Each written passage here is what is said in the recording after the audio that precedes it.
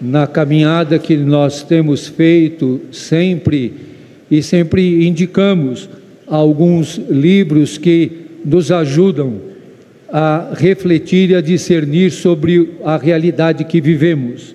Queria acolher mais uma vez o jornalista e escritor Bruno Paes Manso, que viesse aqui ao microfone para nos apresentar e nos dizer sobre esse seu livro, que tem um título tão provocante: A Fé e o Fuzil, Crime e Religião no Brasil no século XXI. Tem outros livros dele: A Guerra, a Ascensão do PCC e o Mundo do Crime no Brasil, junto com a Camila Nunes, e República das Milícias. Obrigado, bom dia a todos. É uma emoção muito grande estar aqui falando com vocês nesse domingo tão especial, que as orações voltadas para Santa Catarina, Rio Grande do Sul, todos estamos muito tocados com esse drama que está vivendo, né? Eu escrevo há muito tempo sobre violência e pesquiso muito tempo violência aqui em São Paulo, né, Padre Júlio? Padre Júlio, a gente se conhece também há muito tempo. E principalmente as cenas dos homicídios, a cena da violência nas periferias de São Paulo. Também escrevi sobre a violência no Rio de Janeiro e sobre as transformações que aconteceram nesses 30, 40 anos na cidade. Eu acho que muitos aqui acompanharam. E os tempos são muito diferentes, né? A gente acompanhou o processo de democratização com as comunidades eclesiais de base, com a teologia da libertação, a luta pela redemocratização, ao mesmo tempo as transformações que foram vivendo, a cidade foram vivendo, né? Com o crescimento do crime, o crescimento das facções, com o crescimento das igrejas evangélicas e pentecostais, e é um pouco sobre isso que eu tentei escrever e tenho tentado pensar. De um lado, a igreja continua sendo uma porta de saída importante, quando fala sobre comunhão, quando fala sobre arrependimento, quando fala sobre perdão, e quando fala sobre transformação. E por causa disso eu entrei em contato com muitos ex-bandidos, ex-traficantes, ex-matadores que se converteram a partir desse contato com a religião, e para mim isso sempre foi muito importante. Esse livro, Padre Júlio, eu comecei a escrever porque, além dessa transformação pessoal, em determinado momento a religião passou a ser usada na política para a produção de poder e para a construção de autoridade, num discurso em que a política passou a ser um palco de conflito e de guerra, com alguns grupos associados ao mal e alguns grupos associados ao bem, a religião falada e dita em nome de um suposto bem ou de um suposto ungido para manipular algumas pessoas. E aí a religião passou a ser associada ao discurso do conflito, passou a ser associada aos revólveres, às armas, como se fosse uma luta do bem contra o mal, e por isso a violência passou a ser justificada, né? É um pouco isso, resumindo, Padre Júlio, que faz parte aí das minhas pesquisas. Você vê saída para isso? Eu acho que eu vejo saída aqui, eu vejo saída quando eu ouço o senhor falando, eu vejo saída quando se fala em comunhão, quando fala sobre reconhecimento das diferenças, quando fala sobre amor às diferenças, quando fala que Deus é amor. Eu acho que a saída é essa.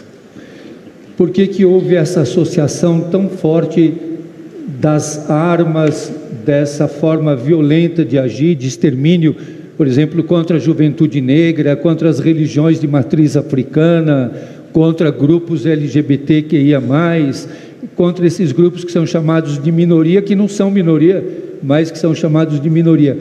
Como é que as religiões, as igrejas acabam justificando essa violência?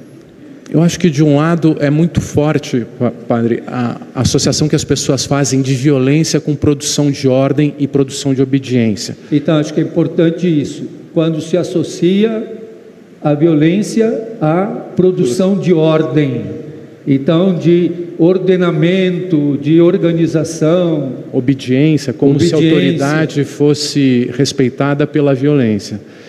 E de alguma forma começa a se associar o mal com a oposição, com as raças, com o gênero, com o feminismo, com o comunismo, com a LGBT, fobia, com a questão do debate LGBT, e todos esses passam a ser vistos como inimigos, ao passo que as pessoas que se vogam nessa guerra se enxergam como representantes do bem. E aí a luta do bem contra o mal passa a ser justificada e a violência passa a ser justificada a partir desse discurso, como se essa guerra fosse legítima e sagrada.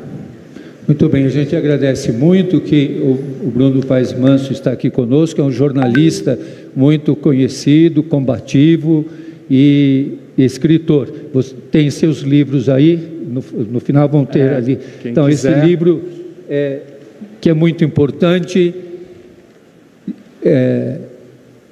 diz aqui: depois de esmiuçar o mundo do crime no Rio de Janeiro em A República das Milícias, o livro que conquistou o Prêmio Jabuti de 2021 e impactou dezenas de milhares de leitores com o retrato de um país corrompido e violento.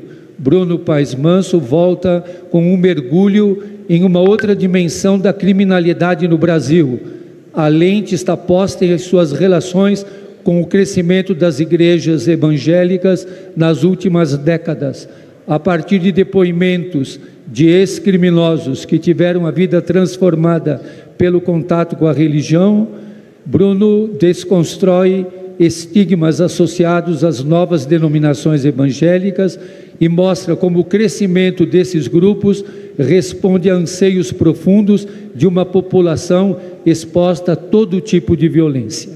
Então, o livro vai estar aí disponível e o escritor também que vai poder autografar para nós. Bruno, muito obrigado pela tua reflexão, pela tua contribuição no entendimento da realidade. Eu que agradeço. Obrigado, pessoal. Prazer estar aqui.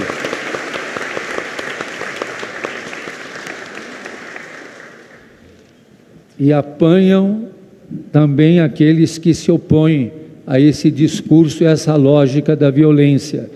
E apanham muito. E a gente carrega muitas marcas de todas essas agressões tão violentas. Sabe que esses dias perguntaram para mim, Bruno, se eu ameaço alguém, se eu tenho feito ameaças.